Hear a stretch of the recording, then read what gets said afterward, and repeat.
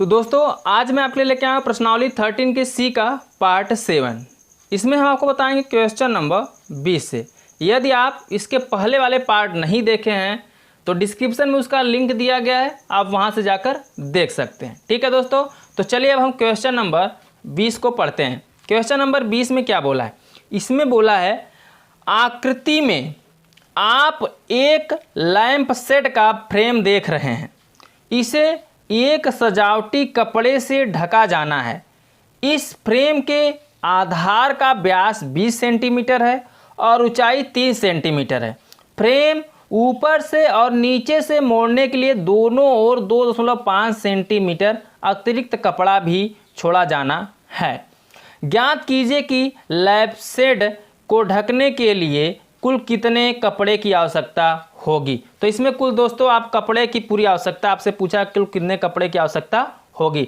तो पहले आपको क्या करना है, इसका यानी वक्र पृष्ठ आपको निकालना है सभी का।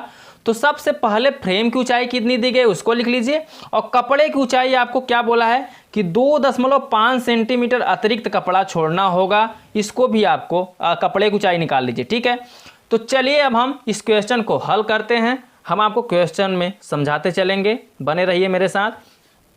तो सबसे पहले क्वेश्चन को हल करने से पहले इसकी आकृति को हम बना लेते हैं। तो आकृति कुछ इस प्रकार से दिया गया दोस्तों, चलिए देख लेते हैं।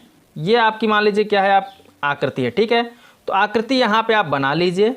ठीक है, ये आपकी आकृति है कुछ इस प्रकार से।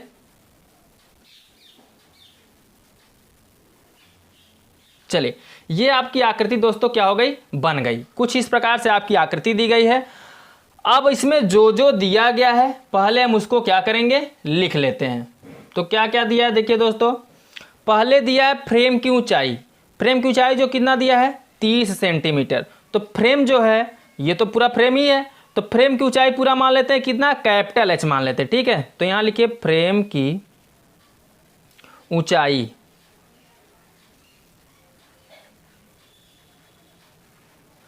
फ्रेम की ऊंचाई क्या हो जाएगी आपकी, कैपिटल एच। तो कैपिटल एच कितना दिया है, 30 सेंटीमीटर। और 30 कितना दिया दोस्तों, सेंटीमीटर में या मीटर में, सेंटीमीटर में दिया है। तो इसको कर दीजिए 30 सेंटीमीटर। ठीक है, फ्रेम की ऊंचाई कितनी हो गई, 30 सेंटीमीटर। अब ध्यान दीजिए, अब कपड़े को ऊपर से नीचे जब मोड़ना है, अतिरिक्त कपड़ा है, तो अतिरिक्त कपड़े की जो ऊंचाई है वह है क्या, 2.5 सेंटीमीटर। तो यहां लिख दिए कपड़े की ऊंचाई। कपड़े की ऊंचाई, तो जो यहां कपड़े की ऊंचाई लेंगे हम उसको क्या मान लेंगे, स्मॉल एच। तो स्मॉल एच कितना दिया है, 2.5 सेंटीमीटर। ठीक है, ये हो गया। अब आगे देखिए क्या क्या दिया है। अब आपको व्यास दिया है। व्यास क्या देने का मतलब होता है कि आप इससे त्रिज्या निकाल सकें। ठीक है, तो व्यास क्या होता है, डी। डी बराबर आपको दिया है कितना, 20 सेंटीमीटर। ठीक है, तो हमें व्यास से क्या मिल जाता है, त्रिज्या। तो त्रिज्या निकाल लीजिए आर। आर बराबर क्या होता है, D/2।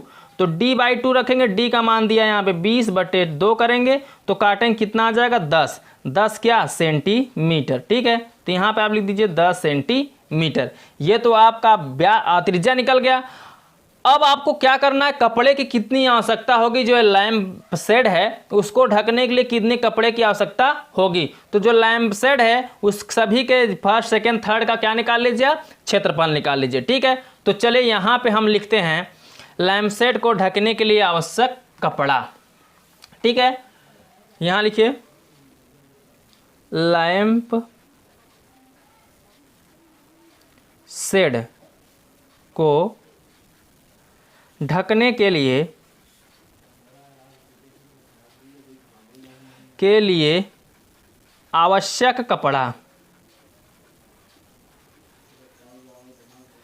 आवश्यक कपड़ा, ठीक है, लैंप शेड को ढकने के लिए आवश्यक कपड़ा यानी कितना कपड़ा लगेगा। तो कपड़ा इसका वक्र पृष्ठ निकालना है। तो वक्र पृष्ठ निकालने के लिए क्या करेंगे, आप यहाँ फर्स्ट सेकेंड और थर्ड का जो बेलन है, ये फर्स्ट सेकेंड थर्ड, इनके बेलन का क्या निकालना है, आपको क्षेत्रफल निकाल लेना है। तो चलिए यहाँ पे लिख देता हूँ, first plus second plus third क्या बेलन के वक्रपृष्ठ का क्षेत्रफल, बेलन के वक्रपृष्ठ का क्षेत्रफल। ठीक है, तो चलिए इसको अब हम हल करते हैं। ठीक है, तो क्या करेंगे, अब आपको फार्मूला पता होगा, बेलन के जो वक्रपृष्ठ का फार्मूला होता है वो क्या होता है, 2πr/h। जब हम पहला क्या निकालेंगे, बेलन का क्षेत्रफल निकालेंगे, और दूसरे का भी क्या हो जाएगा, 2πr/h। तो इसको फ्रेम की कैपिटल H मान लीजिए। ठीक है, ये क्या हो जाएगा, फ्रेम की ऊंचाई हो जाएगा, और सेकेंड ये क्या हो जाएगा, थर्ड को हम ले लेंगे क्या, फिर 2πr/h, क्योंकि किनारे किनारे पे आपका नीचे भी कपड़ा कुछ बढ़ना चाहिए, ऊपर भी कपड़ा कुछ बढ़ना चाहिए। कितना, 2.5 सेंटीमीटर। तो हमने जो पहले को माना है, ये मान लीजिए पहला है, ये दूसरा है और ये तीसरा है। ठीक है, तो क्या किया, पहले को हमने स्मॉल h इसलिए माना क्योंकि कपड़ा इधर भी बढ़ानी है और इधर भी बढ़ानी है। जो मध्य में हो मेन फ्रेम रहेगा, बीच में कपड़ा बढ़ेगा नहीं, इसलिए हम फ्रेम की ऊंचाई कैपिटल H ले लिए बीच वाले को। ठीक है, अब क्या करना है, इसमें से कुछ कॉमन दिख रहा है, 2πr 2πr 2πr, तो 2πr आप क्या करिए, कॉमन कर लीजिए, तो बचेगा क्या, h और फिर कैपिटल H और फिर स्मॉल h बचा है, उसको ऐसे लिख दीजिए। अब क्या करना है, इसको 2πr को ऐसे लिख देना है, h जोड़ेंगे तो क्या हो जाएगा, 2h और फिर कैपिटल H। ठीक है, अब ध्यान दीजिए, सभी का मान यहाँ पे रख दीजिए, 2 को ऐसे रख दीजिए, पाई का मान कितना होता है, 22/7 इंटू r। r का मान अभी हमने निकाला कितना, 10, तो यहाँ पर रख देना आपको 10, फिर 2 गुणते h स्मॉल h, यानी स्मॉल h का मान कितना दिया, 2.5 और प्लस कैपिटल H है, तो कैपिटल H का मान जो दिया वो कितना दिया है, 30। तो यहाँ पे सभी के मानों को हमने रख दिया। अब आपको क्या करना है, चलिए देखते हैं। तो इसको गुणा करते, 22 दूना 44, दहम में 400 कितना हो जाएगा, 40, और नीचे कितना हो जाएगा, 7। समझ में आया, 22 दूना 44 किए और 44 का 10 में गुणा किए, 440 आ गया, नीचे 7 है, 7 लिख दिया।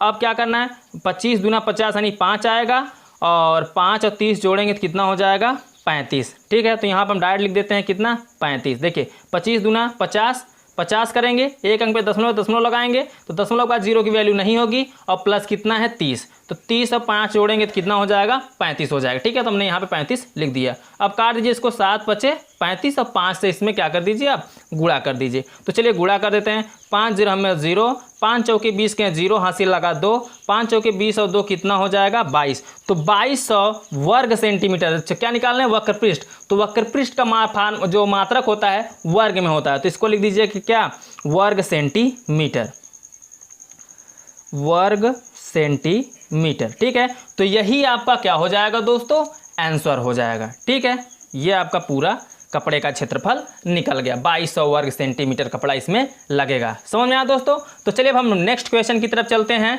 Question number 21।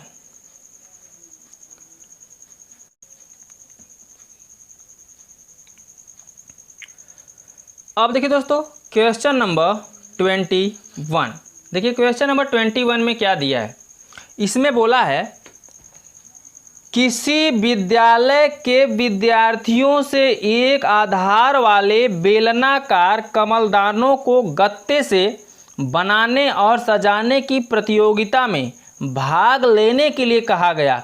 प्रत्येक कमलदान को 3 सेंटीमीटर त्रिज्या और 10.5 सेंटीमीटर ऊंचाई का होना था। विद्यालय को इसके लिए प्रतिभागियों को गत्ता देना था। यदि इसमें 35 प्रतिभागी थे तो विद्यालय को कितना गत्ता खरीदना पड़ा होगा। चलिए दोस्तों, क्वेश्चन को अब हम हल करते हैं। तो पहले जो जो दिया है उसको आप क्या करिए, लिख लीजिए। ठीक है, तो यहाँ लिखिए सबसे पहले हल में क्या क्या दिया है उसको आप लिख लीजिए। तो इसमें सबसे पहले दिया है दोस्तों त्रिज्या। ठीक है, तो हम त्रिज्या को लिख लेते हैं। त्रिज्या बोले तो क्या होगा आपका, स्मॉल r। ठीक है, तो स्मॉल r बराबर आपका जो दिया है वो दिया है 3 सेंटीमीटर। तो यहाँ पे आप लिख दीजिए 3 सेंटीमीटर। फिर आपका दिया है हाइट यानी ऊंचाई। ऊंचाई आपका क्या हो जाएगा, h आपका जो दिया है वो दिया है 10.5 सेंटीमीटर। ठीक है, ये आपके हो गए त्रिज्या और ऊंचाई।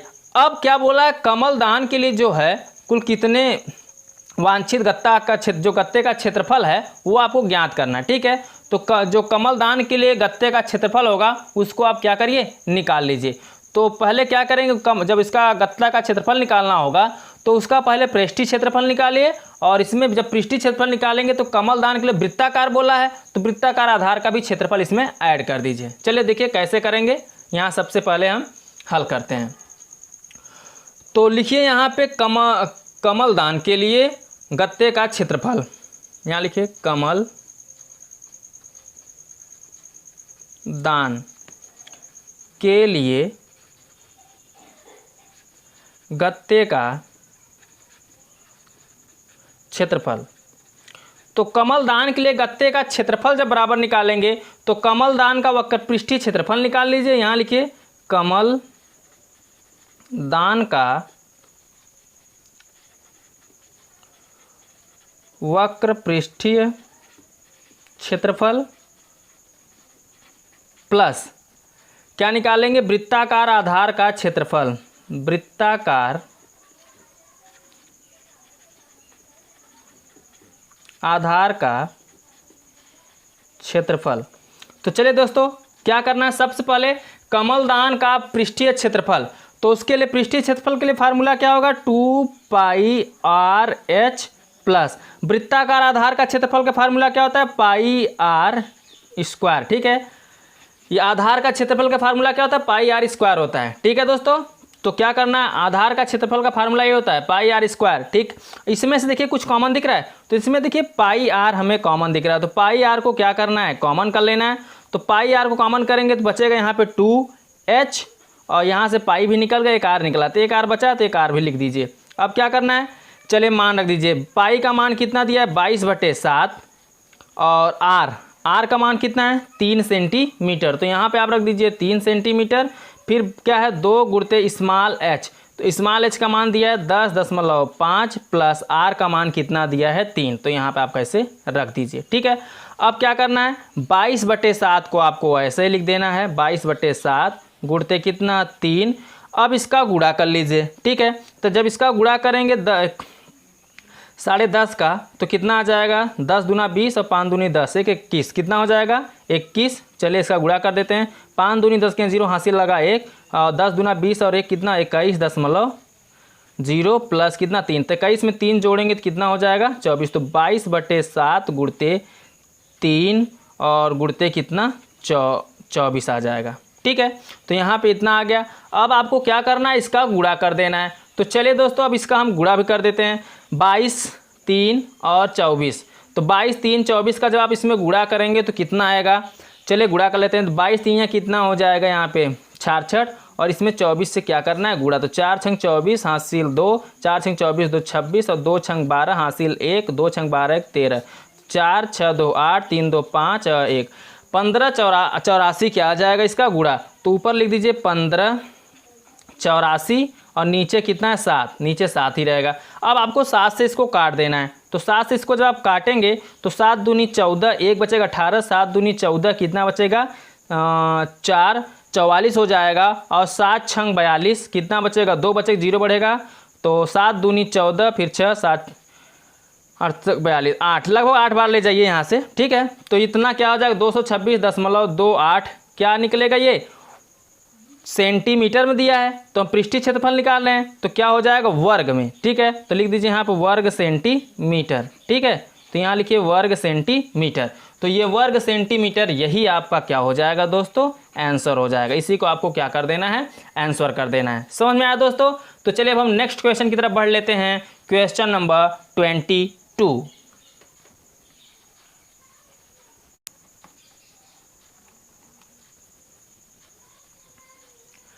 अब देखिए दोस्तों क्वेश्चन नंबर 22, क्वेश्चन नंबर 22 में क्या बोला है, तो देखिए इसमें बोला है एक बेलनाकार बर्तन के आधार की परिधि 132 सेंटीमीटर और उसकी ऊंचाई 25 सेंटीमीटर है, इस बर्तन में कितने लीटर पानी आ सकता है, जबकि 100 घन सेंटीमीटर बराबर दिया है 1 लीटर। चलिए दोस्तों क्वेश्चन बहुत मज़ेदार है, तो देख लीजिए पहले क्या दिया है, यहाँ पे आप लिखिए हल लिखने के बाद जो जो दिया है उसी के अनुसार हम क्वेश्चन को हल करते चलेंगे। ठीक है, तो इसमें आपको सबसे पहले दिया है बर्तन के आधार की परिधि 132 सेंटीमीटर। ठीक है, तो यहाँ लिख लीजिए बर्तन के आधार की परिधि, तो कितना दिया है 132 सेंटीमीटर। तो यहाँ लिख दीजिए 132 सेंटीमीटर। और आपको पता है आधार की परिधि जो होती है वो कितना होता है 2 पाई आर। एक तो 2 पाई आर बराबर कितना निकल जाएगा 132। ठीक है, यदि हम यहाँ मान रख दें सभी का, तो मान रख देंगे हम तो क्या हो जाएगा 2 ऐसे रहेगा और पाई का मान 22/7 हो जाएगा। आर तो यहाँ से निकालना ही है और 132 ऐसे ही रहेगा। ठीक है, अब क्या करना है 22 दूना हो जाएगा ये 44 और बटे में कितना 7 और गुणते में आर बराबर 132। यहाँ से आपको आर निकालना है। आर निकालेंगे तो 7 का गुणा हो जाएगा 132 गुणते 7 और नीचे कितना आ जाएगा ये 44। चलिए इसको काट देते हैं। तो जब इसको हम काटेंगे तो कितना आएगा ध्यान दीजिए।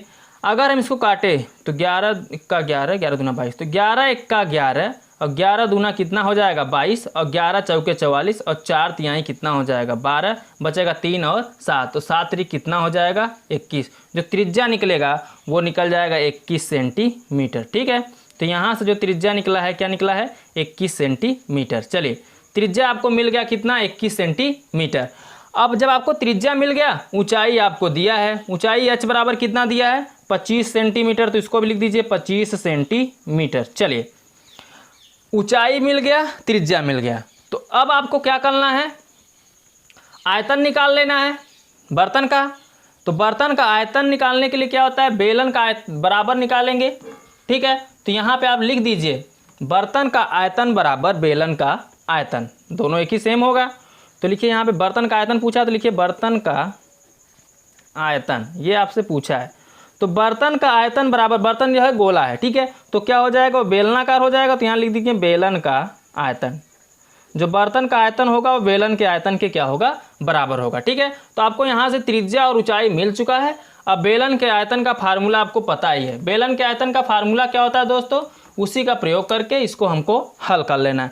तो जो होता है फार्मूला बेलन के आयतन का होता है पाई आर स्क्वायर एच। ठीक है, तो पाई का जो मान है वह 22 बटा कितना है 7 है, और आर का जो मान है वो निकला यहाँ पे 21। तो 21 का क्या कर देंगे हम यहाँ पे स्क्वायर और गुणते एच का मान कितना है 25, तो यहाँ पे हम लिख देंगे कितना 25। समझ में आया।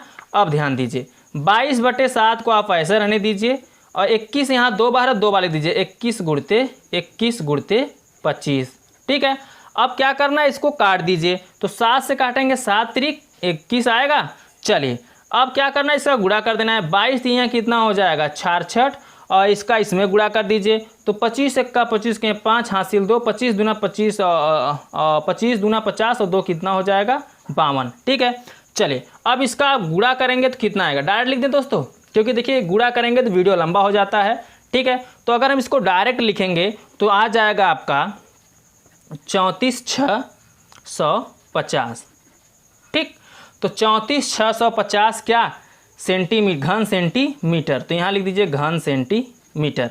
अब आपको ये भी दिया है कि क्या 100 घन सेंटीमीटर 1000 घन सेंटीमीटर बराबर होता है 1 लीटर। तो चलिए उसको भी लिख लेते हैं।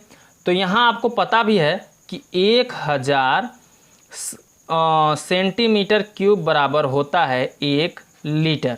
तो क्या करना है इसमें 1000 से आपको भाग कर देना है। तो यहाँ लिखिए 34,650 में 1000 से आप क्या करेंगे भाग कर देंगे। तो ये 0 से 0 आपका क्या हो जाएगा कट जाएगा। तो 0 से 0 आपका यहाँ पे जब कट जाएगा तो क्या बचेगा, देखिए नीचे 2 0 बचा। ठीक है, तो 2 अंक पे आपको क्या लगा देना है दशमलव, भाग देंगे तो कितना आ जाएगा 34.65। नीचे जितना 0 रहे तो उतना अंक छोड़कर दशमलव लगा देना चाहिए। ठीक है, क्योंकि भाग देंगे 100 से तो यही आएगा और क्या हो जाएगी ये अब लीटर में हो जाएगा, इतना लीटर। यही आपका क्या हो जाएगा दोस्तों आंसर हो जाएगा। ठीक है, तो इसी को आपको क्या कर देना है आंसर कर देना है। समझ में आया। आई होप कि आपको यह वीडियो बहुत पसंद आया होगा दोस्तों। बस इस वीडियो में इतना ही। अब हम आपसे मिलेंगे अगले वीडियो में बचे हुए सवालों के साथ। तब तक के दोस्तों यदि आप चैनल सब्सक्राइब नहीं किए हैं तो चैनल को सब्सक्राइब कर दीजिए, दोस्तों को साथ शेयर करा करिए। दोस्तों को शेयर करेंगे तो उनको भी कुछ हेल्प मिल जाएगा। ठीक है, चैनल को सब्सक्राइब कर लीजिए क्योंकि मैं आपका इससे पूरा कोर्स कराऊंगा, मैं गारंटी लेता हूं कोर्स कराने का। ठीक है, तो चलिए दोस्तों बाय बाय, जय हिंद जय भारत।